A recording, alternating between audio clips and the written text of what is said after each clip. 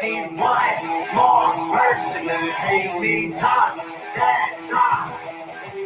One more problem might make me kill them all. I'm a heartbreaker, kicker. I'm a hot trigger, nasty words. I got 2 fingers, yes sirs. I'm a dirtbag, no good bastard. No more Mr. Nice Guy, so go ahead and get mad. I'll show you how easy I turn a tough guy to a dead man. I ain't your buddy. Haters are obsessed fans. If we were buddies, trust I'd crack a bud just like a red can. Bedpans full of piss and vinegar. Head scan said that I'm not crazy, but I'm similar. Let's dance, let hands, homie, you get slapped fast. Trust me, you're a midget, I'm a monster. Every slap I throw is a finisher. I just need one more person to hate me talk. That's all. One more problem might make me kill them all. I'm a heartbreaker, kicker. I'm a hot trigger, nasty words. I got 2 fingers, yes sirs. I'm a dirtbag, no good bastard. You crackhead, you must love getting rocks. Take your door off with a flathead and take everything that you got. Hey, don't make me ready to go. We don't need Gucci on cards. You think you bet I'm the worst? Good evening, everyone, and welcome to Smack Talk Live. I am Coach along with Lone Wolf, and play ball, Major League Baseball season is upon us. And to be honest, we haven't talked one iota really, baseball. No, we haven't. Of baseball. That kind of tells you the state of baseball right now. But before we get into baseball, because I think a lot of our time will be spent there because it's opening day and we haven't talked about it. Right. Want to go through talk about the Final Four real quick. And then there's one other newsworthy story we should mention. It's not really surprising, but it's a big story that came out this afternoon. Obviously, the Final Four is set.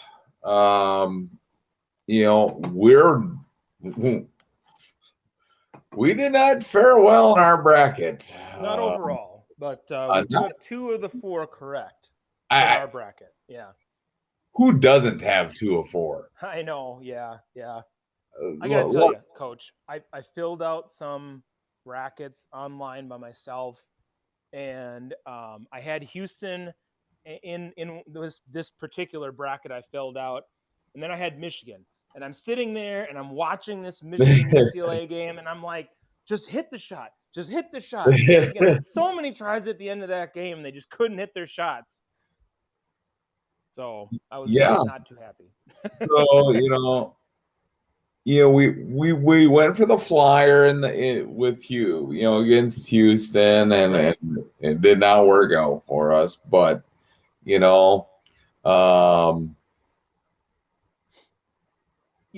is. Let's be honest. I'd be shocked if Houston beats Baylor. Yeah. And I'd be, utterly shocked if UCLA beats Gonzaga. Yeah. These 2 games to me are pretty mismatched. If you look at it, Houston ended up playing a couple of lower seeds in a row. And actually, I think they ended up playing all lower seeds, right? Because they played Syracuse and they played Oregon State and they played whoever the 15 was that they beat in the first round. I don't know if that was Iona. I don't remember. They by far had the easiest road to the Final Four that I can remember in a long time. Yeah, for sure. And how did they win? I watched the entirety of the Oregon State game. They still almost lost the game because Oregon State came charging back in the second half. They won because they just out-rebounded and played better defense than Oregon State consistently across the board throughout the game. Well, now let's focus in on the matchup, that they've got against Baylor. Well, there's no way in my mind that they can play that kind of defense against the players at Baylor and the offense that Baylor brings to where that they're going to be able to win. I mean, I just don't see it. Right. Baylor scores from all different types of points on the floor. They shoot the 3 ball as one of the best teams in basketball. So, yeah, I agree. I mean, Baylor's going to win that game. I mean, let's be honest. Our bracket is toast. Let's see Gonzaga Baylor. We've been hoping for it all season. Let's get it. And I think that'll be one of the better championship games we have seen in recent years. Oh, I agree. Yeah. Yeah, and Gonzaga's just kind of a freight train. And to be honest, I would be shocked if they don't win the title. Yeah. Yeah. It's just, I would be shocked. Absolutely shocked and floored if Gonzaga does not win the national championship. Anything else you want to mention about the Final Four? I mean, there's not much to talk about here. No, I don't think so. I mean, I think the only other storyline is just UCLA being an 11 seed and making it. Mm-hmm. You know, and good for them. I mean, it puts some prominence back in the UCLA program. Yep. I always thought that Mick Cronin was a really good coach, but you know, he was coaching at Cincinnati, which it's you know, Cincinnati's not bad. It's a decent program, but they're just above a mid-major, program. Yeah, and they're not UCLA. So here you go, Mick Cronin, good job, and get some accolades. So, the other story is Roy Williams retiring from coaching from North Carolina. Yeah. Shocked? Not really. But I think this starts that. I think this is you're going to see some more prominent coaches starting to step away. Yeah. Because I think people, it's not because of COVID. I think this season opened their eyes to, okay, this isn't the same thing I used to do for my entire life. This isn't the same anymore. And wouldn't be surprised if all of a sudden you see Coach K go here shortly, Boeheim go, all these longtime coaches that we grew up with. Oh yeah, because these guys have been coaching forever. Yeah. Right. That they start to retire and enjoy the remainder of their life, and well deserved. So and then you get left with who are the next great coaches? Yeah. And hopefully you get some young guys because the retreads I'm kind of tired of, like the Calipari's and stuff. It's like they can go too. I'm kind of tired of that. Yeah. Let's get some fresh blood in the coaching ranks here in college basketball. Get some new excitement going here. And move forward. I think you have a lot of good coaches out there, and I think you have some up and coming coaches that are there. I think I agree with you. I feel like maybe that's opening the door a little bit, and some of these guys should. I mean, this is a high stress job, and absolutely. doing it a long time. I know it's probably what they love to do, but yeah, it would be well deserved. They can come to all the games, enjoy them, but. Yeah, Roy Williams stepping away. I guess for him too, just individually, what hasn't he done? Right. He's won national titles. He's won so many games, and he's been successful at 2 different blue chip programs. Outside of wherever else he's coached as well, but being at Kansas and North Carolina and being successful. Right. I agree. So, that is NCAA basketball in a nutshell. Real quick, before we get to the big topics in Major League Baseball, not too much on the NFL free agency front right now. It's going to be kind of quiet here now until after the draft. I mean, you still got the Aaron Rodgers stuff going on, and everybody now the story went from he might be gone this year is 2022, that's definitely the year he's going to be gone because they're going to be in such cap strap, and it's like, holy cow. So, you got that tiresome story going on. But the big story in the NFL, they added a 17th game this year. And to be honest, I think this hurts the NFL. I don't think this is going to help them. You have multiple players that have come out against this. I think this is all money driven. This has no benefit of improving the game. They're thinking more is better.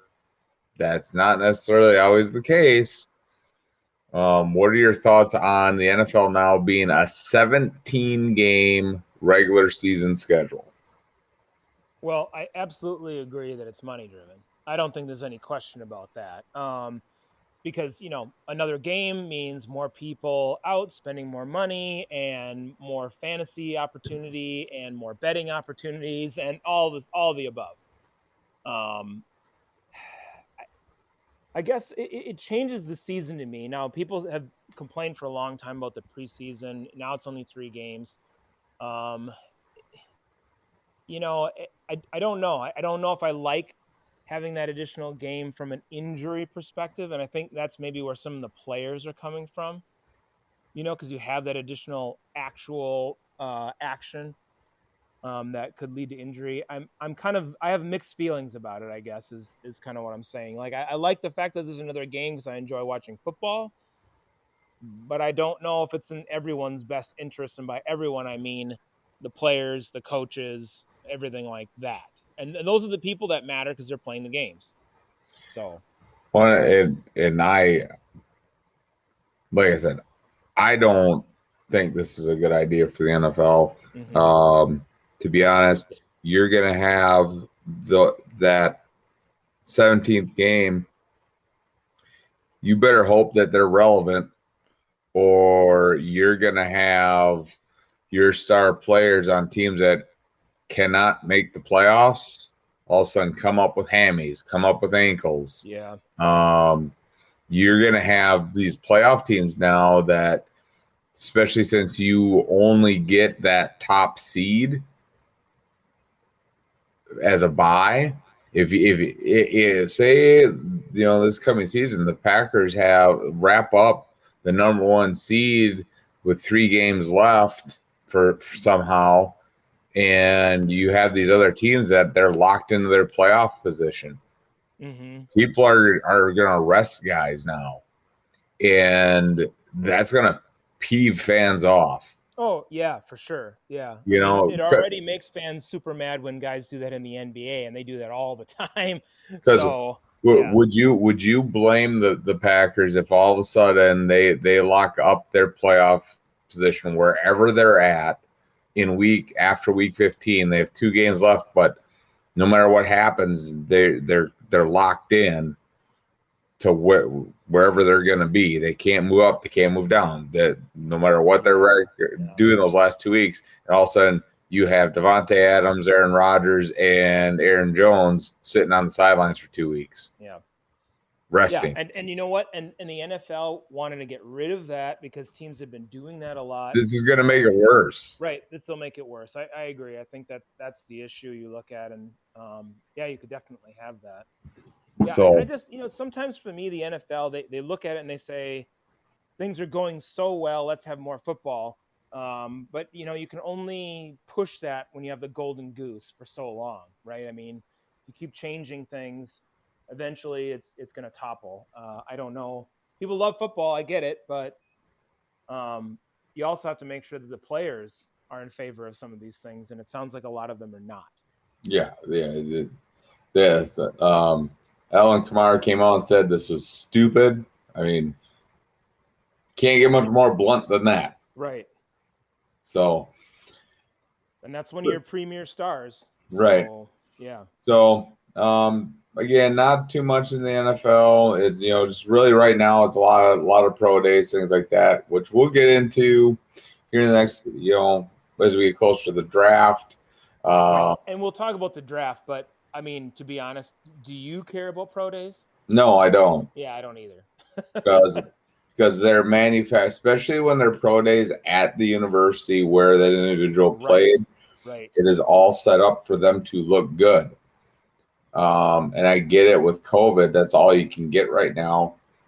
But my observations are going to be more of my personal observations. I don't want to see a structured environment that I had no control over creating.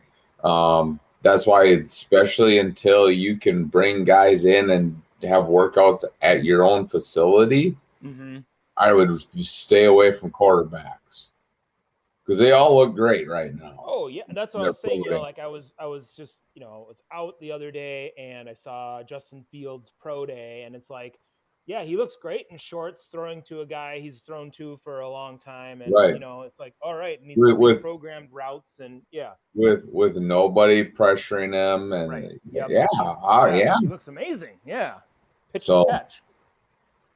But again, we'll start breaking that down here. But the big story and the meat of the show here is Major League Baseball. You have some games already final. You have some games going on. And we have a game that didn't happen because of COVID. Right. Already. Not a great start for Major League Baseball. Not at all. That game is the Nationals opener, postponed because 3 players tested positive for COVID. This is not good. No. This is not good for baseball. You haven't even gotten through a day yet,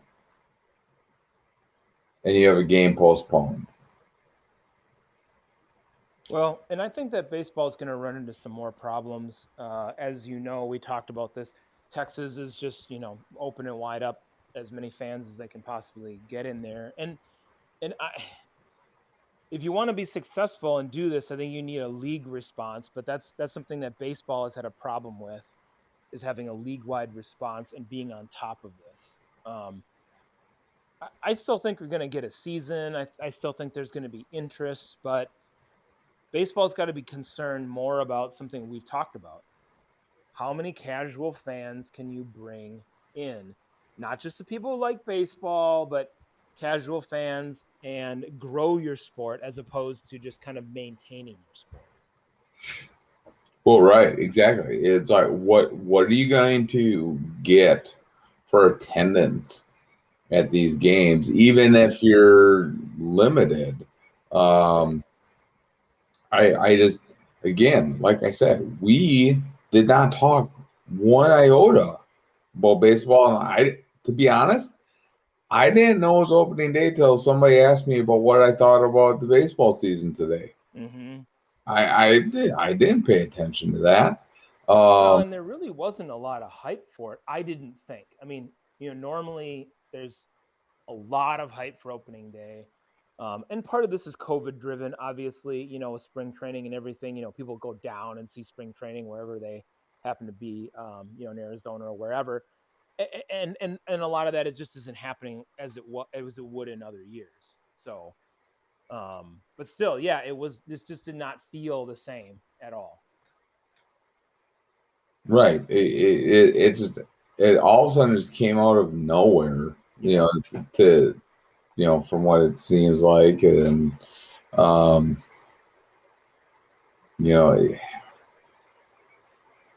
I'm trying to look.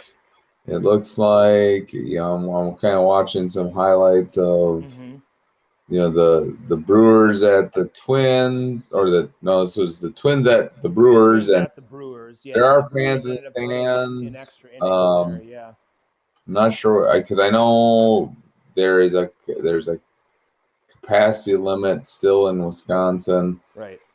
For that, which Brewers did end up winning in 10, 6-5. So 6-5, yeah. Good start for the Brewers.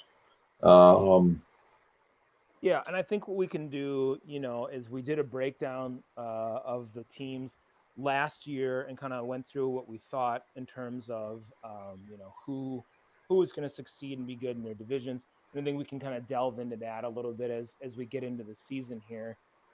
Maybe not as much tonight. I mean, I want to kind of study up on the teams a little bit and then look into it and kind of talk about where we think teams will end up. But I think this is going to be interesting because, baseball had the shortened season and went through all of that last year. And now coming back, I'm curious to see how they just went back to what they normally do. As far as I know, they're still doing all the games. Everything is the same. Yeah. And I just feel like they should have taken something out of last year and taken advantage of what that looked like. Now it doesn't feel like that. They're just like, hey, business as usual. It doesn't matter. Well, and that's the thing. It's last year we talked about this at length that we thought maybe not go as deep of an expansion as they did because of the COVID, right? But expand those playoffs, give more teams more opportunities to get into the playoffs, so you have more relevant games towards the end of the season. But yeah, like you said, it's kind of like they forgot everything they did last season. Yeah. And are just like, okay, we're back. We're gonna go do our thing. And I'm sorry, that is not going to work. That is not a recipe for success. You are competing, with the NBA right now, which you have a lot of great teams. Now it's no longer just the Warriors and one other team.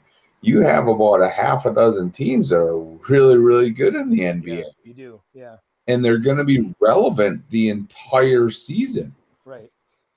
And, then you still have the NFL. You better make hay here in the first month and get some interest from fans. Otherwise, once the draft hits, if the baseball season isn't interesting, people are turning it off. Right. Yeah, I agree. And I gotta say, I mean, how cool was it at the end or nearing the end of the season when you still had a lot of teams that had a shot, with maybe 10 games to go or so. You still had a ton of teams that were in the mix to get into one of those wild card spots or winning the division, and there was a lot less foregone conclusions about who was going to be in the playoffs. And that really piques fan interest. Like you want to see, okay, can my team win, you know, uh, 6 out of the last 10 games and put themselves in the playoffs? Can they win this series and do it? I mean, the Brewers were one of those teams. There was a bunch of teams that were looking at that. And if you don't take that lesson out of it and you just kind of go back to business as usual, you got a long season that you got to slog through. And then you get close to the end and teams are jockeying for playoff position, but some teams might be so out of it at that point that, you have a lot less fan interest for those teams come near the end of the season. Right. You look at this and half your league by July is irrelevant. Yeah.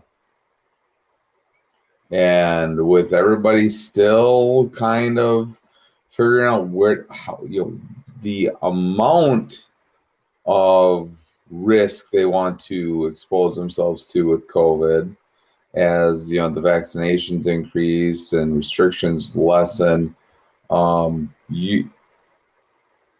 If the Brewers sit there and they're like brutally awful, would you risk going to a Brewer game? No. Why? Why? Yeah. Exactly. Why? Why would I do that? So this is not. It's not a recipe for success, I'm very, very critical of the Brewer, or not of the Brewers. Yeah. That's when they had the Sea Legs owned it. I was, because they stunk as owners. But anyways, just Major League Baseball as a whole, by not being proactive, again, rooted in their old school thinking. Right. And not willing to budge. and Yeah, 'cause adjust to make the game. Because I'm sorry, I don't remember if we talked about the minor league rules that they were adopting. yeah, we did briefly in one show. Yeah, and we talked about whether Why they're good or aren't bad. they just using those in Major League Baseball? Right. I don't get it. The pitch count should be a thing. Absolutely. I'm And the sorry. number of times that the batter, excuse me, that the pitcher Can go can, to first. yep, Yeah, exactly. That those should be things that the commissioner's office is like, you know what, we're doing this. We need to do this if we want fans to come and watch our games and watch on TV. We can't have 3.5, 4 hour baseball games. no, no, This isn't basketball. This isn't the NFL. This is a slow paced game that time is a premium. I'm sorry. I try to watch baseball games yeah, and I get so bored. I get so bored because it's like, okay, you sit there, all right, hey, okay, they got out. And then you see the person come out of the dugout, they step up to the batter's box, and it's like 5 minutes before they throw a pitch.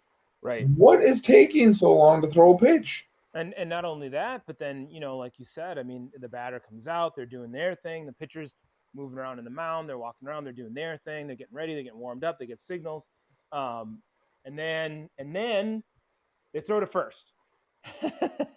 Right. And then they take another couple minutes and then they come back and they're like looking and doing all the and I understand that traditionally that's what baseball is and it's a game of strategy, but you have to adapt to the times, and the times are that if you want to survive with casual fans coming to your sport and loving your sport, you got to adapt, and you don't have to get rid of the core of your sport and the integrity of your sport, but you have to modify it to be a little bit more modern to what But people want to watch.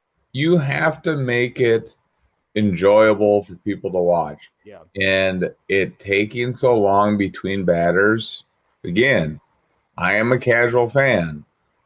You are not going to get me to be like, ooh, baseball's on.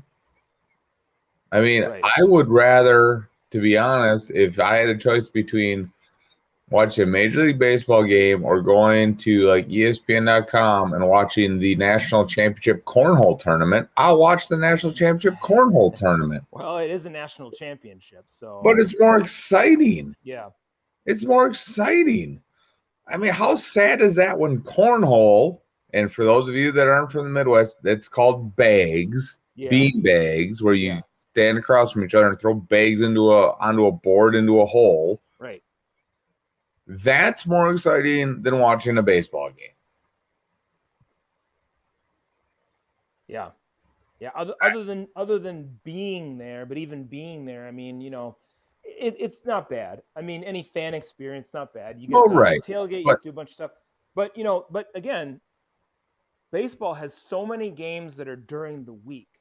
And a lot of people work, so they can't go to those games anyway. So, you just don't always have a huge fan thing that's going on in a lot of stadiums during the week. right. So, like today's game, the Brewers and the Twins. I mean, they were playing at 1:10.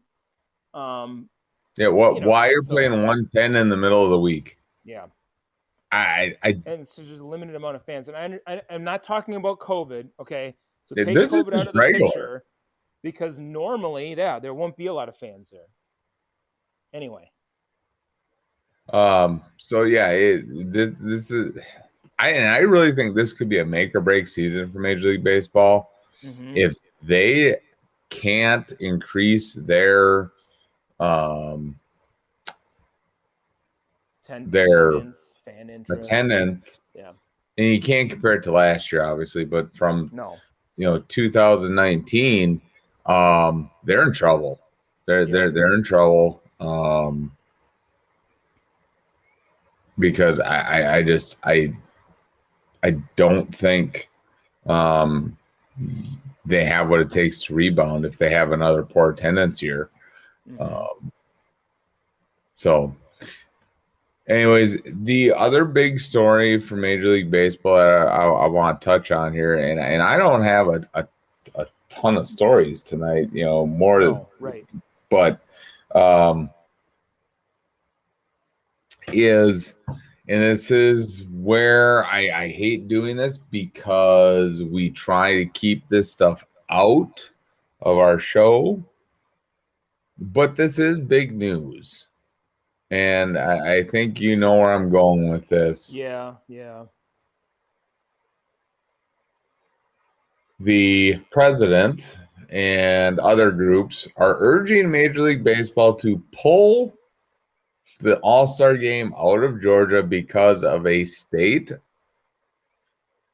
bill that was signed into law by the governor. And we're not going to debate the bill. No, don't care. We're not here to do that. This is not a political show. Yep. So, and I respect, whatever people decide, whatever side of the aisle, I respect your opinion on it. I'm not going to give mine because it doesn't matter in this case. Yep. My opinion on this, though, is that is politics. It is a state law that was passed, whether you agree with it or not. What does moving an all-star game going to do to affect any change in state law? Yeah, I personally don't care for the connection. I mean, if it was something that, if we thought that there would be an impact, then okay, maybe you would do that. But to me, the sports situation should be separate, unless the law was like a certain race of player couldn't play. Right. Then it impacts the sport. Okay. Right, I mean, right. It's relevant, but it's not that. So that's what bugs me about it is that it's not that at all. And it just feels unrelated. Like, what are you hoping to accomplish by doing that? To punish the state? To punish fans because they can't see the game because you're not able to. I just that bothers me. Right, and I don't understand. And I've been looking for anything. The Major League Baseball has not responded at all.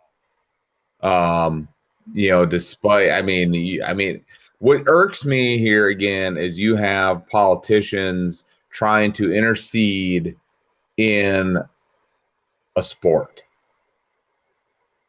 When you have the president urging them to do this, I have a problem with that.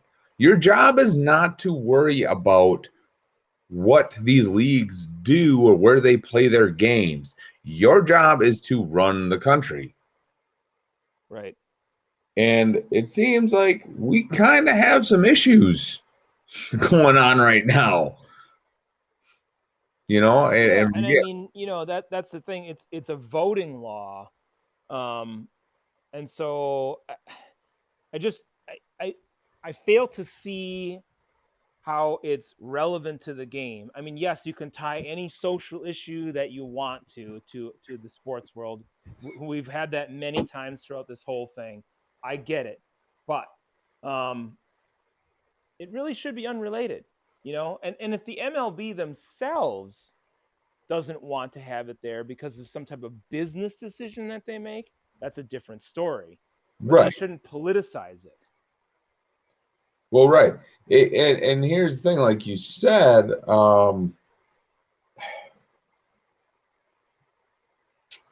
this is, if it was pulled because mass rioting was going on, sure, and it was unsafe. Okay, I get that. Or whatever. Mm-hmm. I'm okay with that because that's a business decision. Yeah, exactly.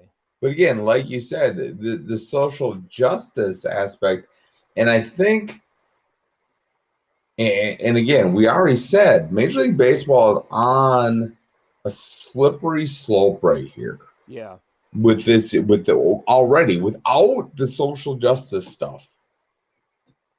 They're already on a slippery slope because I think they're teetering on really being in a tough spot as a league, just surviving, not just, where they should play the All-Star game. And if they all of a sudden would do this and pull the All-Star game, because, like you said, a voting law that, again, we're not going to get into it. No, not into the particulars of it. No. It is, according, they say it's going to secure elections or whatever. Again, we're not getting into that. Yeah. But that's the premise. That's the premise of why the law was signed in. If they pull a game because of that, I think you're going to have some very upset fans. Absolutely. And really very it upset hurts the fans. economy of the state too. I mean, when you have an all-star game, this is an event, and you're taking a big major event from a major sport out of your state because of this. Right. And that's the thing. It's like you are going to do a ton of harm in the public's eye if you do this, if you move the game. Again, moving the game, is that going to change the governor's mind? Yeah, I doubt it. I doubt it too. Yeah, I mean, the sort of thing that changes that law is legislative action. Right. That's what Vote different it's meant people to be, in. not moving an all-star game. Right. I'll show you we'll move the all-star game. I just don't feel like that's going to work. And I mean, there's a lot of people that were advocating for that, and I just don't think that that's the avenue to go to express that opinion. So yeah, it's going to be. I just think, and to your point, Coach, I mean, I know that sports, especially the last couple of years, and not that they haven't been before, but just recently, especially, they have shown a lot of, a lot more interest or delving into these social issues. But for the sport itself, to kind of bow to that pressure of certain groups and to say, okay, we're going to do this. I just feel like, you want to try and keep that separate if you can, because it shouldn't really pertain. You should just be able to play your game where you're going to play your game. Right. And agree. I agree. You should try to keep that stuff all separate. Because if you don't, I think you put your league in a bind. The NFL saw it. Their ratings were horrible this year. Yeah. And you can't say the TV ratings being bad was because of COVID. More people, your ratings should have went through the roof. Yeah, people are home. Because you couldn't go to games. People are watching Netflix. I mean, clearly. Again, I think this is a tread carefully topic for Major League Baseball, because again, I think they're already teetering on disaster as a league. I think that's the best statement that you could make right there is they're already on, and some people may not feel this way, but we do. I mean, baseball's already in a bit of a bind in terms of getting in those additional fans that they really need to keep themselves going. So if you alienate other fans because of this, even some of your core fans, you're going to be in a world of hurt. Right. So anything else on Major League Baseball? Because there are a few other stories that we can touch on that we have time for tonight that normally I don't think would make our cut. Mm-hmm. But there's a few more that, and there's one I'm reading the article as we do the show here that because Oh, okay. it Yeah. just Well, came we up. can touch on that. That's fine. Sure. Yeah. So and I didn't know anything really about this because I stay off Twitter. I stay off Twitter. I stay off Yeah. Instagram. I stay off most of that stuff. Because I don't like it. Um, but I guess Kevin Durant had a back and forth with comedian Michael Rappaport. I don't know if you Okay. heard about this. I have not. No. Okay. Supposedly, Rappaport, the comedian, posted some private messages that Durant had sent him, which included threatening language and anti gay and misogynistic slurs. Okay. Yeah. Now, you would think with the climate that we're in, that this would be a pretty big story. That this would be because, I mean, we are in a time where that stuff shouldn't happen. You shouldn't be sending that kind of stuff, those types of messages to people over social media, even Oh, if not at all. even if No. they're private messages, knowing that somebody's probably more than likely going to Post it. Put it post out them. there. So, I mean, you're Kevin Durant. right. You're a star. People. This is something So, that's going to come out. Let's just put it that way. so if you think so, if this was another player, Yeah. right? Okay, another player. What do you think this would kind of just be I'm surprised at and just looking at this right now. What kind of coverage is this getting, and what kind of backlash is he facing? right? Because Because I remember that there was a Miami Miami Heat Heat player. player Yep. Yep. that made an anti-Semitic slur while Right. playing a video game Yep. and streaming, Yep. and he got suspended. He did, and the backlash against him was insane. Right. So and I haven't seen any of the comments or any of the messages that were posted, but the response from the organization and Durant irks me because it kind of, and maybe it's the way that the author wrote the story, but Yeah. I'm going to put this quote. Coach Steve Nash said the organization had a conversation with Durant about the language used in the exchange. That's it.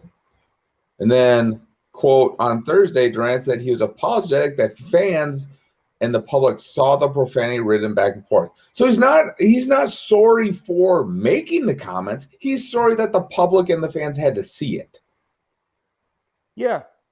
Yeah. I have a problem with that. Yeah, I have a major problem with that. And here's even better. I mean, look at what he said. He said, and yeah, we're quoting Durant here. I'm sorry that people seen that language I used. So yeah, you're absolutely right. He's sorry that they saw it, not that he said it, that they saw it. Like, okay, well, I guess you didn't need to know that I was going to say homophobic and misogynistic things, Right. because that's And then, really who I am. I guess I don't know. I mean, come but on. then he goes on, Lone Wolf, and says, that's not really what I want people to see and hear from me.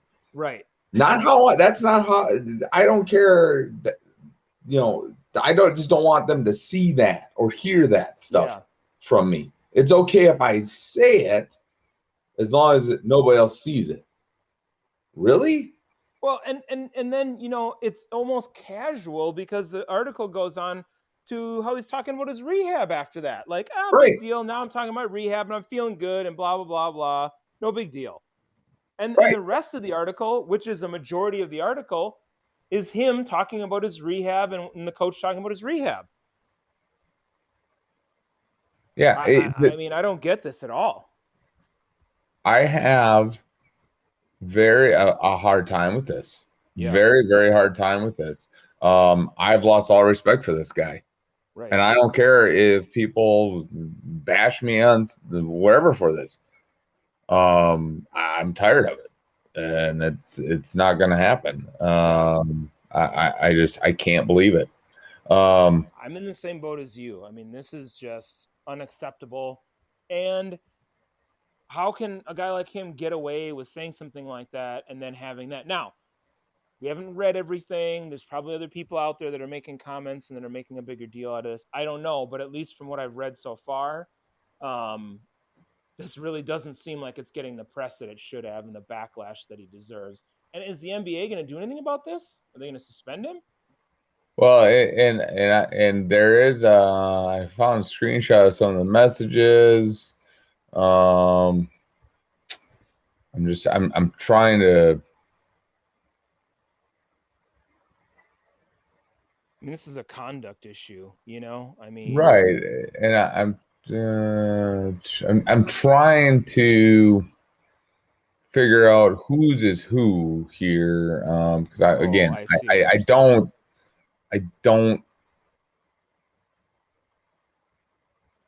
I don't follow. I'm not on Twitter, but this kind of stuff, the short snippet that I'm seeing,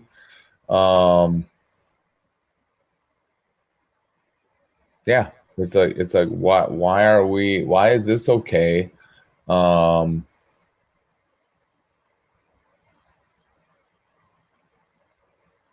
this stuff's okay, but if anybody else, says anything like the Miami Heat player, and that, again, I'm not condoning that either, Mm-hmm. but he was streaming in a video game, and he said something inappropriate in the heat of a moment during a video game. I'm sorry. Right. That's way less concerning to me than this, hands down. So Way less concerning. well, it'll be interesting to see what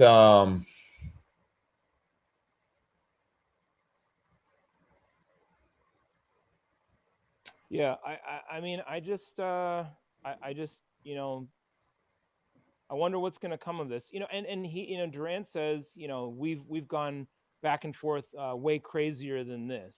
He said, in his own another tweet, which I don't think so, because clearly that's not how Rappaport, took it. And looking at some of these messages, I mean, this is just, really, here's the thing: don't put it out there if you don't want somebody to read it. right. Bottom line, because social media is wide open to billions of people, so you can send a private message to somebody, but and I don't know what their relationship is, but this is just unbecoming, and I wish this was getting, now that we're talking about it, this was getting more attention from the media in terms of being inappropriate. I agree. I really think this should be a pretty big story. Again, this comes down to that conduct that you were talking about, Yeah. that other players have been penalized for. Right. They've been penalized for, and now because we have a superstar doing it, oh well, he's sorry that people had to hear it. Yeah, Not he's really sorry sorry that he about did that. it. Yeah. Sorry that he had to hear it. And that's one thing I think people need to understand, is that you have to read responses and listen and put it in context. He's not apologizing for the exchange Well, and that's that what had happened. yeah, because I'm reading some of these articles and it says Kevin Durant offers public apology for homophobic slurs. No, he didn't. Yeah, he didn't apologize for it. He said he's sorry that people had to hear it. Yeah. He's not sorry for what he said.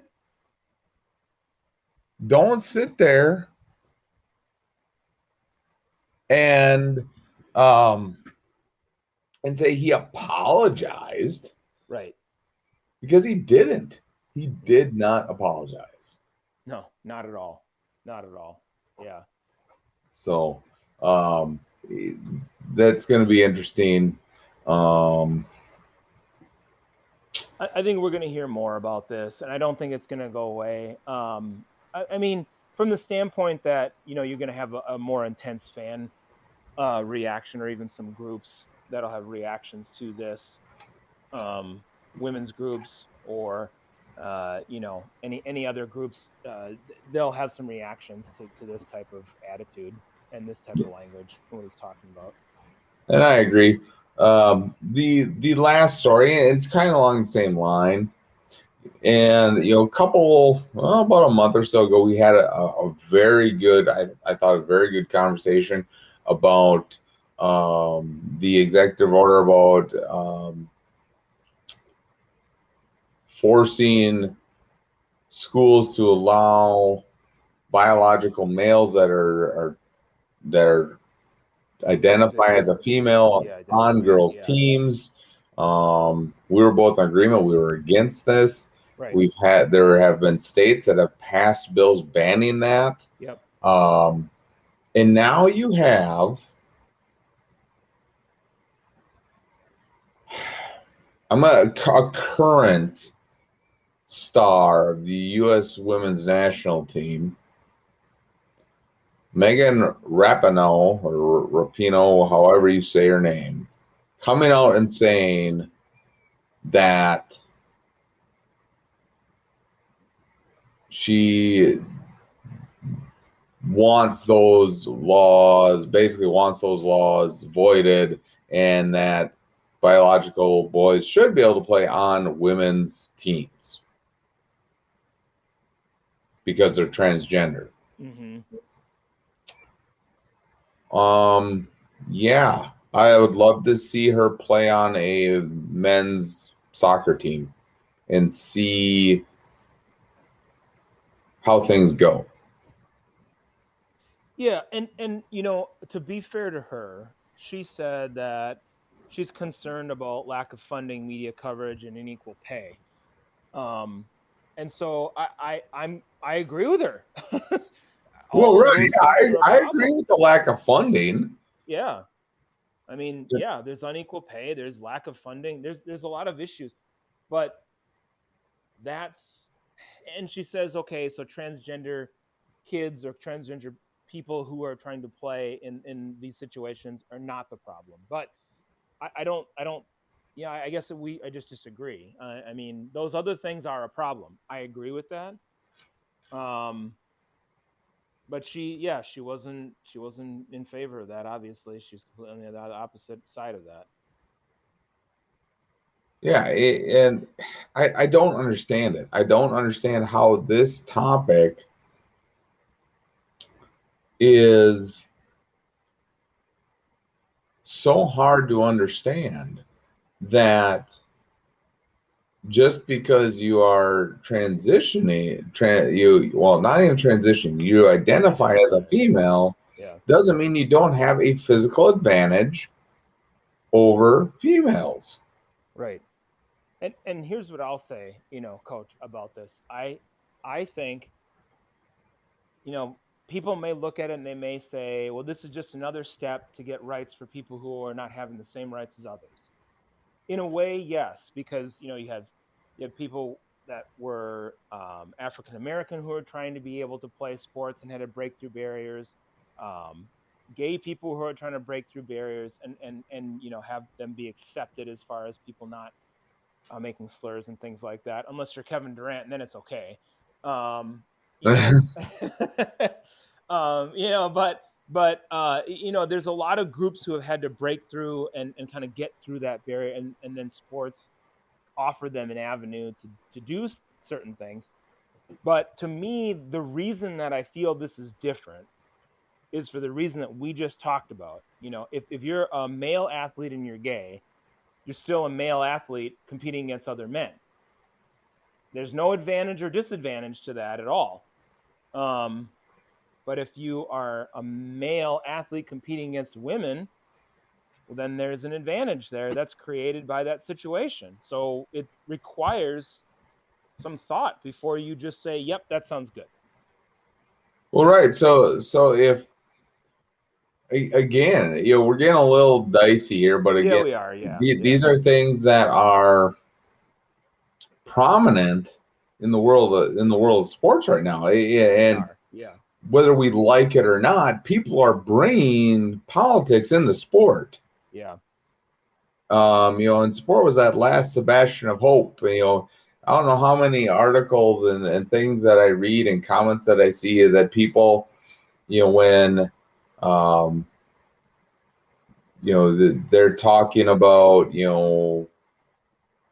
reading news articles about how they're gonna allow fans at Bucks games and Brewers games and this and that, and people are so mortified because of COVID and all this stuff, and it's like we have to, and people are like, we're not gonna go to these things anymore, not because of COVID, but because of social justice and the blending of sport and I watch sports and go to games to forget about reality for a little bit, and then people bash people for saying that. yeah. I'm sorry, that's the truth. Right. I mean, when I'm People, watching a game, I'm wrapped up in the game and I want to enjoy the game. yeah. If I go to Buffalo Wild Wings to have some chicken wings, a few drinks, to watch sports, that's what I want to think about, not stuff that's going on out in the public. If I wanted to do that, I would go sit on a street corner and watch the public. Well, or if you wanted to watch the news, and learn about, Yeah, you're watching the news, or you're reading the news, or you're looking online about something. I mean, there's a whole slew of things, and that's the thing. And I understand that sports isn't completely isolated from those things, but and I don't want people to think we're bashing this from people not having an opportunity. I just think that going about it this way is creating an advantage that other people don't have, and so you have to look at it and say, okay, just from that standpoint, is that fair? right. So So what I was eventually going to get to here is, yeah. so if you have a transgender male, okay,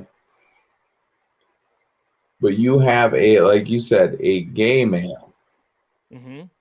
okay. How, and not all males have a masculine build. Not all males are strong, ultra strong. Right. Why then can't a gay male play in a woman's sport?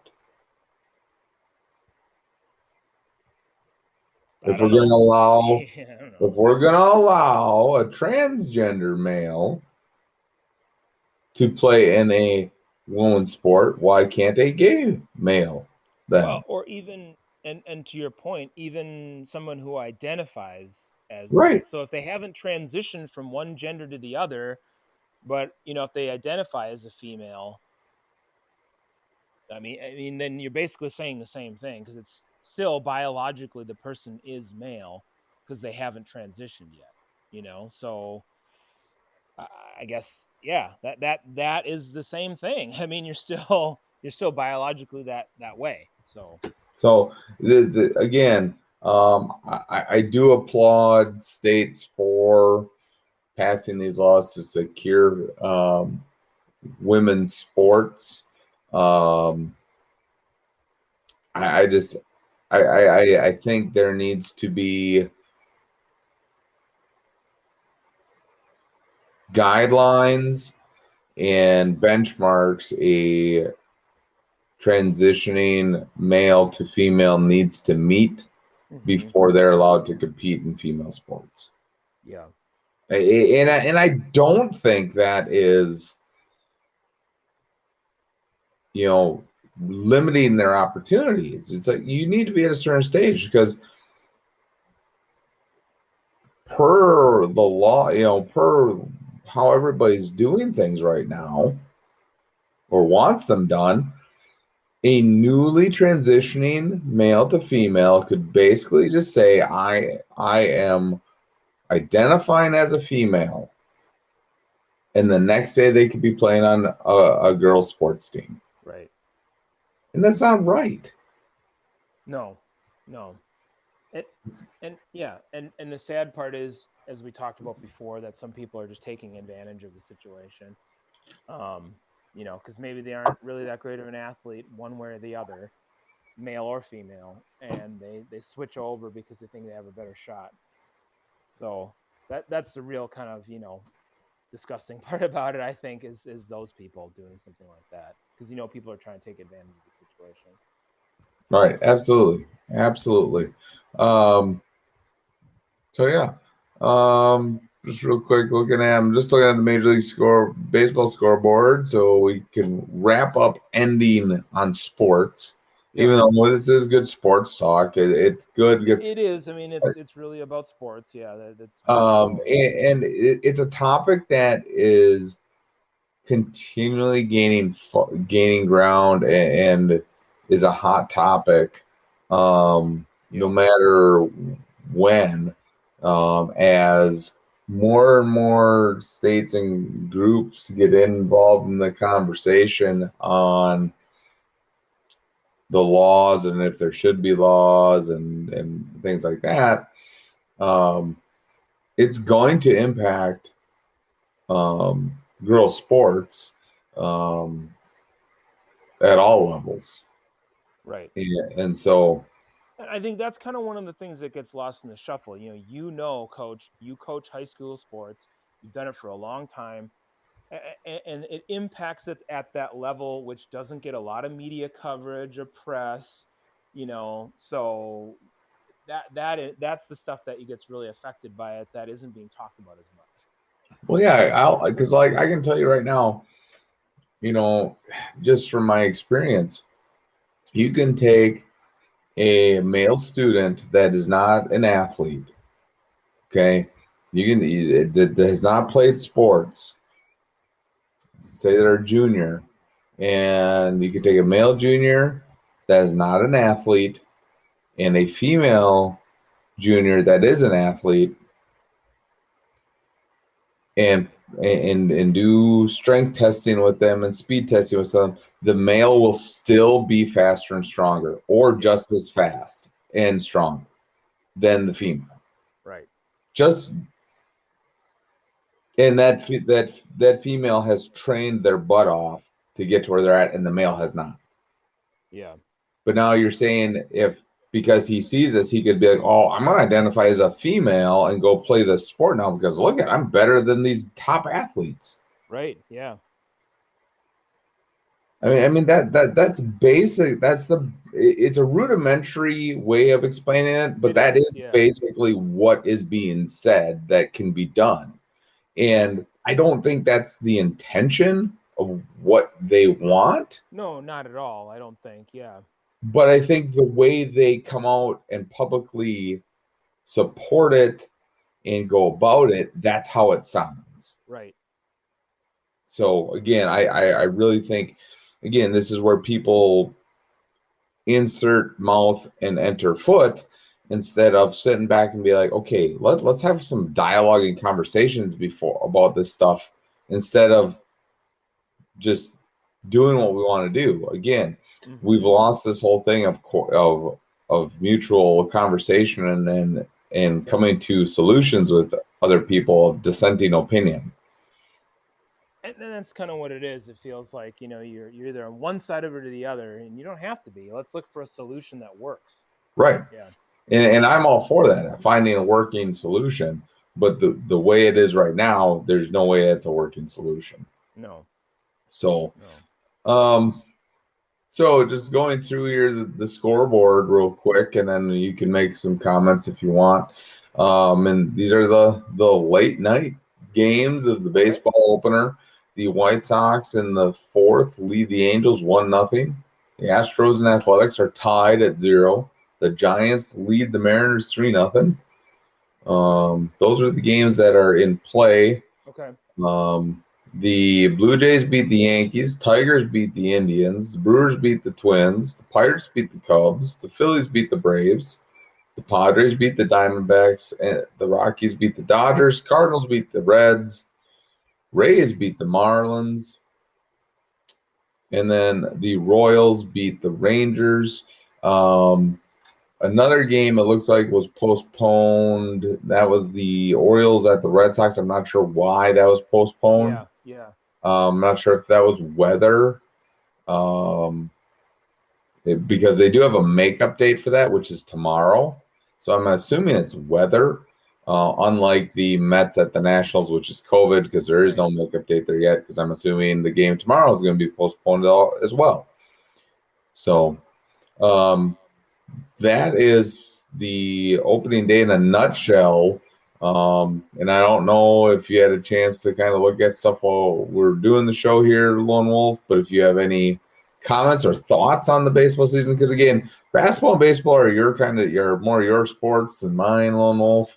Well, I mean, basketball, yes. Baseball, I'm kind of in the same boat as you, when it comes to that. But I will say, I think, delving into the teams and kind of getting a breakdown and where we feel they'll end up would be a good thing for our show. Not tonight, obviously. We want to get into it a little bit later, but I don't have a lot of comments about it. The problem with baseball at the beginning is you might get all excited about your team winning a game on opening day, but guess what? There's 161 more games. So Right. the team Exactly. that is now on the field is going to be a completely different team by the end of the season. And the way that they're playing is going to be completely different. I mean, there's so much change over the course of the entire baseball season that I really don't get that excited about if my team won its opening. Like the Brewers won, great, but I'm not going to read into it very much outside of that, because that win is good against a good team, but that's about it.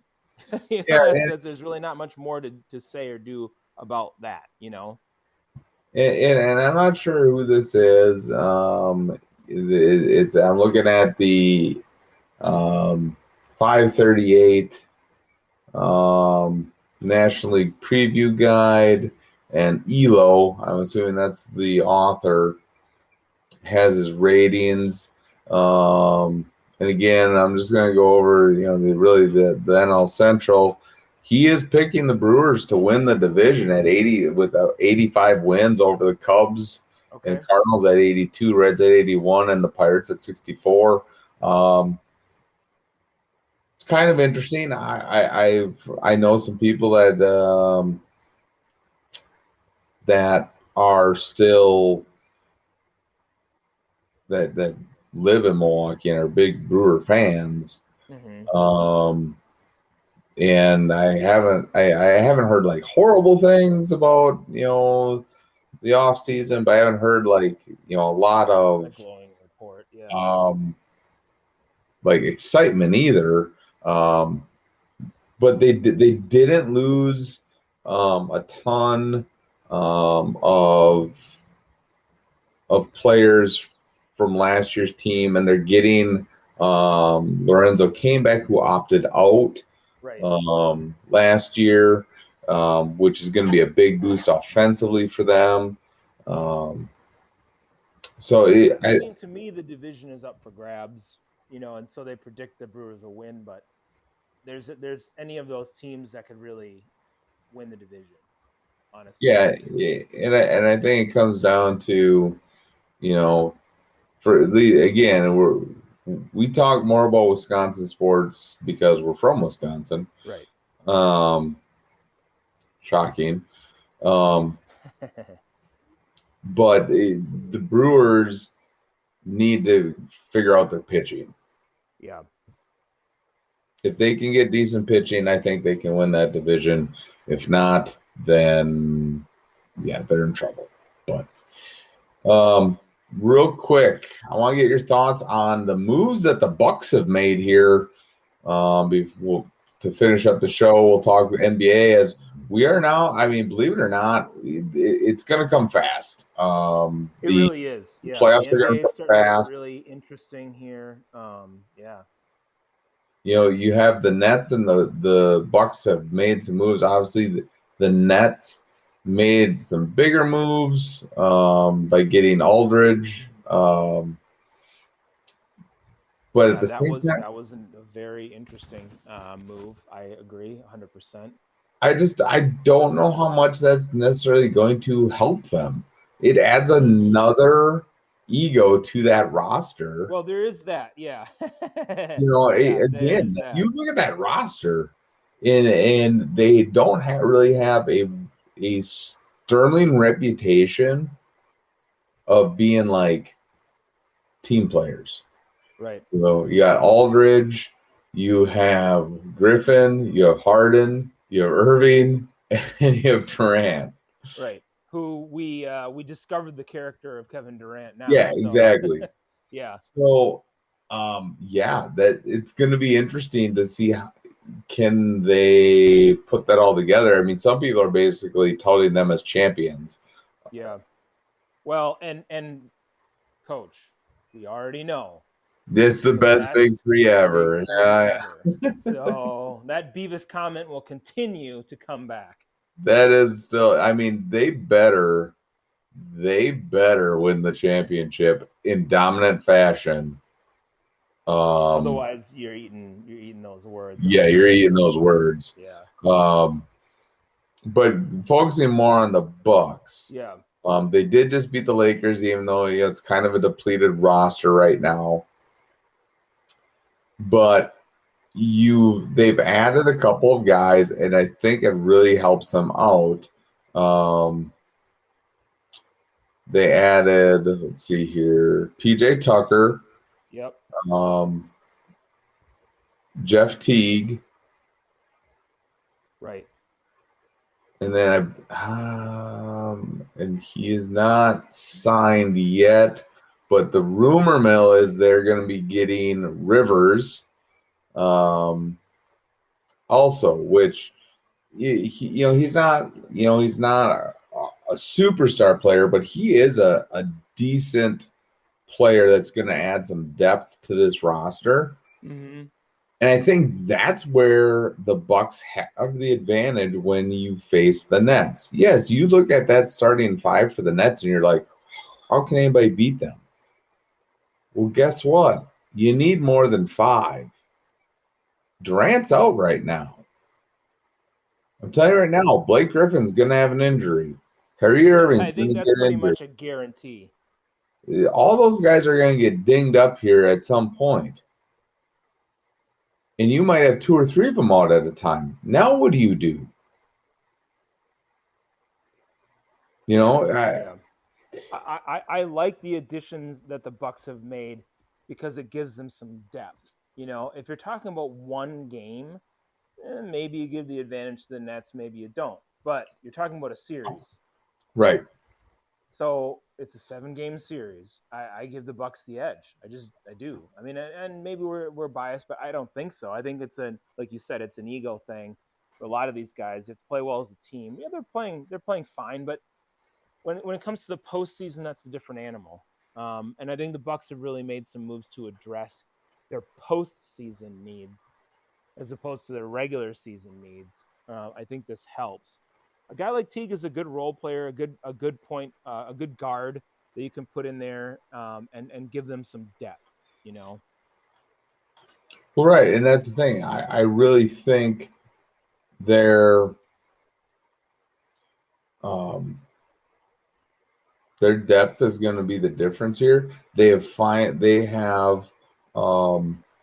worrying more about the postseason than the regular season. Right. So they also got Rodions Kirkus from Houston in that PJ Tucker trade. I don't know how good he is. And they didn't give up too much for that. for PJ Tucker. So, Right. No, they didn't. and again, we'll definitely see here because I know it was the other day. Just the other day, I read the rumor that that they were the front runners to get Rivers, but that obviously hasn't happened yet. Yeah. I like these moves because, they're not sensational moves, but you're adding depth around your roster with guys who can play. I mean, these guys aren't bums or anything. These guys can play. That they've been valuable in the league, and you need to have that in order to make a run. And you've got superstars on your squad.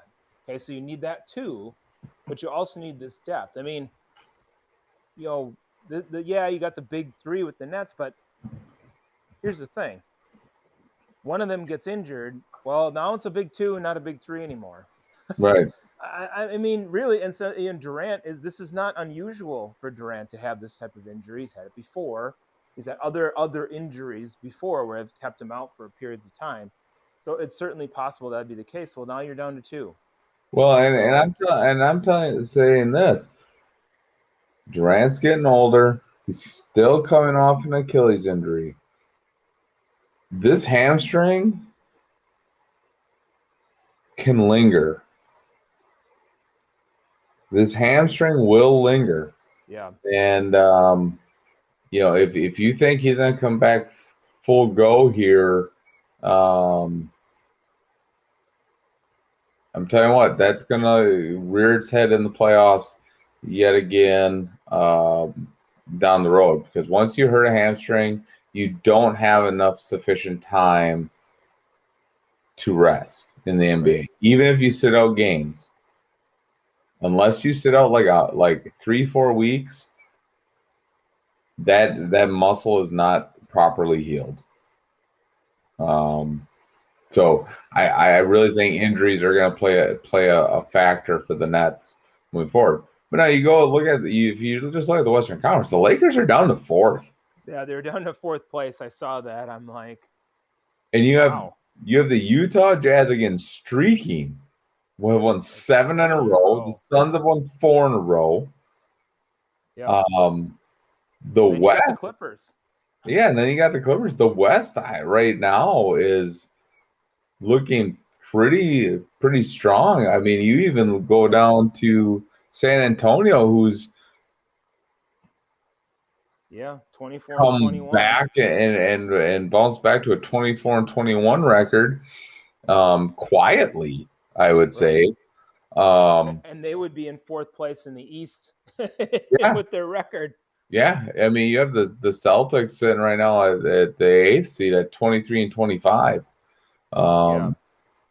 which is just and that's the thing. When earlier on in the season, with people in the Eastern Conference, when people are panicking about certain teams, like the Heat, they're sitting in the 5th spot. This is just stupid. I mean, you don't need to freak out about it a lot earlier in the season. Are they done? Well, no, they're in the 5th spot. They're fine. Right. You're in the East. You're in the East. You're in the East. If you can hang around 500, you got a shot to get in the playoffs. Totally fine. So you because if you look at the East right now, I mean, it's really I'd say a 9-team race. It's a 9-team race. Yeah. Once you get it under the Pacers, the Bulls, you're 4 games back or 3 games back. But let's be honest, you're probably not gonna. You've lost 5 in a row. Right. Done. Everybody else from that point down is done. Yeah. You go to the West. I would say probably it's a 10-team race. I'd say right now Memphis and Golden State still have a chance. Right. They need to get moving. But after that, done. Right. Yeah, I agree. So again, this is where the discussion comes into play. Like right now, it wouldn't matter. Because you don't have any teams above 500 in the West that would miss the playoffs. The discussions in the past have been, well, maybe it should be division winners and then the best teams, and not worry about the conference. Well, then how do you divvy up teams in the get rid of conferences and stuff like that. But that I don't like that idea. It is what it is. No, If it is. Yeah. you know, but anyways, I'm I will be excited once the playoffs hit because it'll be interesting to see. I think the East playoffs are going to be pretty exciting. Yeah. I am still kind of leery about the 76ers. I know they're doing well, Mm-hmm. but again, they've never really been in this situation. They've been good, but they've never been in like the top of the conference. Right.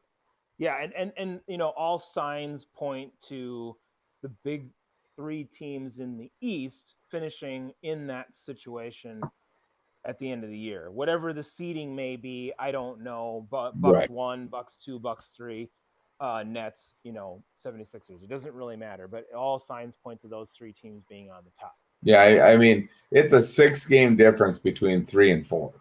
Right. So whatever that ends up being. And you're right. So the 76ers are going to be in one of those three spots, and they haven't been in that situation. Now, Doc Rivers has been in that situation as a coach, but that's different than having the players be in that situation and going in as a favorite when they're in the postseason. Right. So, And then if you go to the West, I mean, you have really, I mean, as long as Utah doesn't fall flat on their face, they're going to win the number 1 seed. right. But if you get, I mean, the Lakers could be looking at being the 6th seed. It's possible, yeah. And I know they have some injuries right now. Right. But I'm sorry, if your team is supposedly that great, Yeah, I mean, really, they're only a half game ahead of the Nuggets and the Trailblazers, because those teams each have one less game. So I guess really they list them as being, right around the same. But I mean, they're about half game, I think. So it's going to be interesting to see where things go from here. I really think, again, the Nets are going to be good, but I like the Bucks overall as a team rather than the Nets. Yeah. Again, we'll break this down a little more once we get towards playoffs, but tomorrow will be a good test for the Bucks. They play the Trailblazers. Right. Just seeing if they play the Nets anymore this season. Yeah, that I don't know. They just beat the Lakers, so They do have 2 more games against Brooklyn at the beginning of May, so in about a month. Those are going to be big games. Those are going to be really, really big games, I think. They have 2 games against Brooklyn, 2 games against Philadelphia. So there's a stretch there where they literally play, and it looks like those are all at home. So those 4 games are going to be very important, I think, for the Bucks. Looking at their schedule, they have Phoenix in there for a game. They have San Antonio in there. But other than that, I mean, literally their opponents, Lone Wolf, Portland, Sacramento, Golden State, Dallas, okay, Charlotte, Orlando, Minnesota, Atlanta, Memphis, Phoenix, Philadelphia, Atlanta, Charlotte, Houston, Chicago, Brooklyn, Washington, Houston, San Antonio, Orlando, Indiana, Miami, Chicago. You basically are done with your heavy part of the schedule except for like 6 games. Right. Yeah. That bodes well for the Bucks because I think it does. Yeah. after those 2 Brooklyn games, you should kind of know where you're sitting at. and you have after those two games, you have Washington, Houston, San Antonio, Orlando, Indiana, Miami, Chicago. Okay, Washington, A those bunch players, of winnable those games. players' bags Yeah. are packed ready for the offseason. Yeah. San Antonio, that's going to be a battle. They're going to be battling probably for a playoff spot. Orlando, who knows what Orlando's going to be doing. Indiana, they're probably going to be Probably in. not a whole lot with Orlando. You know, Honestly, yeah. so it's going to be, do we want to be like the 6th or 7th seed? Does it really matter? Same with Miami. Chicago's going to be done. You can get some rest for your key guys in those games. Yeah. Especially if things don't go against in Philadelphia and Brooklyn, and you're kind of tied into that 3 seed. Right. And I think that's big for Milwaukee to understand. Do not chase the 1. You Right. don't need the 1 seed. Well, I don't think they need to be. I don't think it matters. Their playoff position is fine at 3 if they end up at 3. Yeah, because here's the thing: the only difference between the 1 and the 3 is if you're in the conference finals and you're playing the 1 or the 2 seed, right? Is 1 game. That's a home game. You have 1 less home game. Right. That's all it is. Well, I look at anybody in the East. So if they're the 3, can they beat in their first round? Can they beat the Hornets, Heat, Knicks, Hawks, or Celtics in the first round if any of those teams ends up being the 6th seed? I sure hope so. Absolutely, they can. So and so then they have to go and they play the 2 seed, whoever that is, the Nets or the 76ers, assuming they win their series, and then the 1 plays the 4. So I mean, that's the real test, is they'd have to play the Sixers or the Nets. Yeah. I think they can beat those teams, and I definitely do. So there we have it, everybody. That's kind of a quick NBA rundown. We didn't really plan that, but we had some time. So anything else for tonight, Lone Wolf? No, I did not have anything else for tonight. Either do I. So thank you, everybody, for listening. Have a great week. We'll talk to you next week. We'll run down the Final 4, and see what else happens in the world of sports. Yeah. So, all right, everybody. Thank you very much. Have a great week, and we will talk to you next time. Good night. Send your family to church, so baby, don't get on my nerve. Like, I don't know about these, all I know is how we go. We're non-stop, we're reload. If you talking, I see ghosts. You groovy, baby, I'm different. Think you know hell, I'll show you it. I was born in hell, devil knows me well. I'll return with a list like Moses did. I just need 1 more person to hate me time. That's all. 1 more rival might make me kill them all. I'm a heartbreaker. Kicker, I'm a hot trigger, nasty words. I got 2 fingers, yes sirs. I'm a dirtbag, no good bastard. I don't call for backup, keep those comments to yourself. Bunch of cops call them, afraid to handle themselves. We was raised by the wolves, we ain't afraid to bleed it out. Sort the men from the boys that have nots from the wealth.